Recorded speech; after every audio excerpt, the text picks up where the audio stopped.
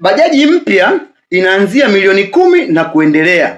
Sasa hizi bajaji mpya kama ni milioni 10 na kuendelea, binafsi naweza nikasema kununua bajaji mpya ni uwekezaji wa matajiri. Yaani kwa maana unaponunua bajaji mpya ukampa mtu mkataba wa miaka 2 na miezi 6, yaani unategemea ile hela ya bajaji ianze kurudi baada ya mwaka na miezi 6. Yaani ile hela unaiwekeza milioni 10 ili ianze kuleta faida ni baada ya mwaka 1 na miezi 10. Ndio maana nasema hivi, uwekezaji wa kununua bajaji mpya ni uwekezaji wa matajiri. Kwa maana maskini huwezi ukazika hela yote hiyo alafu ukasubiria faida baada ya mwaka na miezi 6. Sasa kama wewe ni maskini alafu umeenda kuchukua hii bajaji, faida uitegemee baada ya mwaka na miezi 6. Kipindi ile milioni 10 umeiwekeza huko, unategemea ule, unategemea uvae, familia iishi vizuri kupitia hiyo hesabu. Kwa hiyo utajikuta huyo dereva ambao umempa mkataba wa miaka 2 na miezi 6, anapokuja kumaliza mkataba, unajikuta wewe mfukoni huna hata shilingi 100. Hela zote zimeishia kwenye matumizi yako wewe.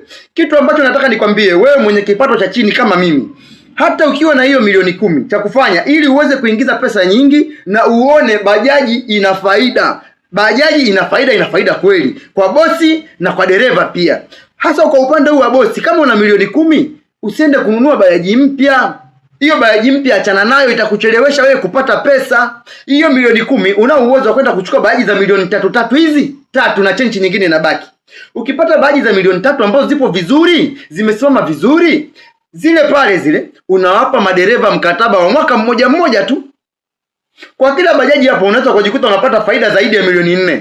Kila bajaji unapata faida ya milioni 4, alafu ni mwaka huu, mwaka mmoja. Mwaka unapopinduka unajikuta badala ya kuwa na bajaji 3 una bajaji 6 mpaka 7 ndani ya mwaka huu mmoja. Lakini mwenzako yule ambaye alinunua bajaji mpya ya milioni 10 bado anasubiria faida baada ya miaka 2 na miezi 6.